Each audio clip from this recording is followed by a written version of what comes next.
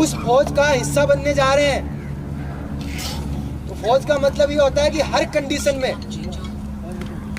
फौजी आदमी को रिजल्ट चाहिए, कोई बहाना नहीं। मैंने इनको महेश सर को इनको फोन किया कहीं पे भी, और रात को पूछो कैसे कहा है पहुंचना है, बहाना नहीं। बहाना और कामयाबी एक साथ नहीं चल सकते। आप गरीब हो, आपके पैर में चोट है, आप बीमार हो, आपकी कंडीशन सही नहीं है, ये नहीं पूछा जाता है। आप किसी भी कंडीशन में हो,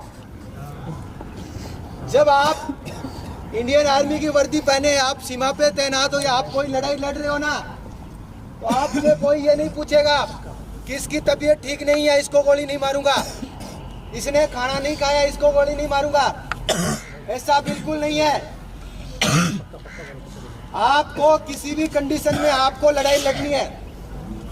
तो लड़ाई का मैदान ये होता है, एक सेकंड,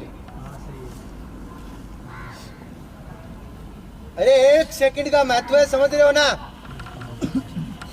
बहुत सारे ऐसे बच्चे थे कि एक सेकंड से बाहर हो रहे, फेल, आउट।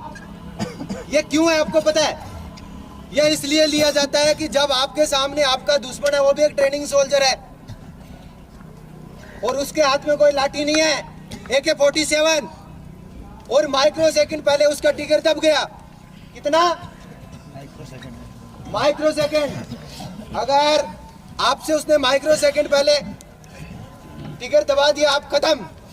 आप कितने बड़े दौड़ने वाले हो, कितने बड़े तुरमखा हो, कितनी बड़ी तोप हो, अगर उसने आपसे पहले माइक्रो सेकंड टिगर प्रेस कर दिया, आप खत्म।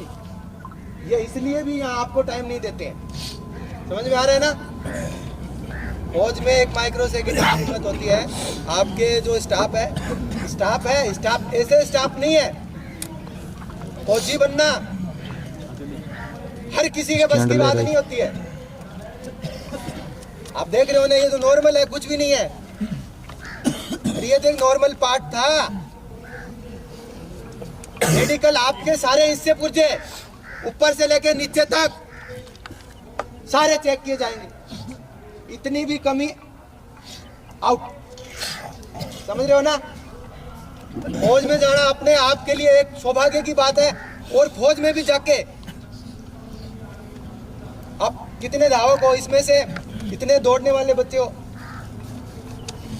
इतने दौड़ने वाले बच्चे हो ना, इसमें से जब आप फर्स्ट आओगे, जब आप एक जो एक्सीलेंट आएगा ना उसका ही फाइनल सिलेक्शन होगा। और एक्सीलेंट जैसे ये बच्चा कौन आया था फर्स्ट, फिर फिजिकल आपको फिर ऐसे इनमें से 1000 में से एक छंटा है, और ऐसे छंटे हुए से फिर दिल्ली में कंपटीशन होगा, द्वारिका में, फिर वहां में से छांटे जाएंगे, फिर आपका मेडिकल होगा, फिर आपका फिजिकल होगा, और उसके बाद में सबसे बड़ा जो टेस्ट होता है साइको टेस्ट। माइक्रो सेकंड में आपका कान, हाथ, आंख, जितने हिस्से पुर्जे सब कंप्यूटर में चलेगी। आपको पता है पूरे कंप्यूटर में चलेगी। आपको हाथ से जवाब देना है, पैर, हाथ, पूरा माइंड आपको माइक्रो सेकंड में जवाब देना है। देने के बाद में साइको में पास हो जाते हो। उसके बाद में आपका वेरिफिकेशन होता है। वेरिफिकेशन होने के बाद में आपके 7 रिश्तेदारों में किसी पे कोई राजनीति में नहीं होना चाहिए, किसी पे कोई केस नहीं होना चाहिए। तब एक स्पेशल कमांडो बनाया जाता है। और उसके बाद में अभी तो कुछ नहीं है। उसके बाद में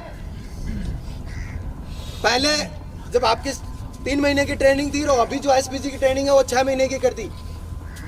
फिर आपको स्पेशल एसपीजी ट्रेनिंग देगी 6 महीने की, और 6 महीने की ट्रेनिंग देने के बाद में फिर उसमें से एचपीटी, सीपीटी और एसआईयू के लिए छांटे जाएंगे। और एसआईयू के लिए आपके सामने बैठे हैं स्पेशल कमांडो में, एसआईयू में महेश कुमार जी और भागीरथ जी आपके सामने बैठे हैं। ये कोई मामूली नहीं है। अरे इनके पीछे लगा रहता है 0 ईयर, गलती नहीं, कोई गलती नहीं। जब प्रधानमंत्री का टारगेट चलता है ना, बड़े बड़े है ना, जब उनका आप उनका एक सेकंड टाइम नहीं खराब कर सकते। एक सेकंड अगर प्रधानमंत्री का काफिला रुका, पता नहीं कितनों की नौकरी जाएगी, कितनों की। माइक लगे रहते हैं, एक सेकंड, और वो भी वहां पे अलग अलग गेट है, बहुत सारी चीजें आपके साथ में शेयर नहीं कर सकते हैं। वहां पे गेट है, वहां पे खड़ा रहना है, कौन आ रहा है, तुम एक छोटा सा टेस्ट होती है, वहां ऐसे पैर कांपते हैं। प्रधानमंत्री आ रहा है, देश का मालिक, उसके साथ में चलना है। प्रधानमंत्री का जो टारगेट देखा है ना, 100 से नीचे तो गाड़ियां नहीं चलती है, 100 से नीचे नहीं गाड़ी चल रही है ना, 100 के नीचे एसआई वाली जो गाड़ियां 100 के बीच में डालेंगे।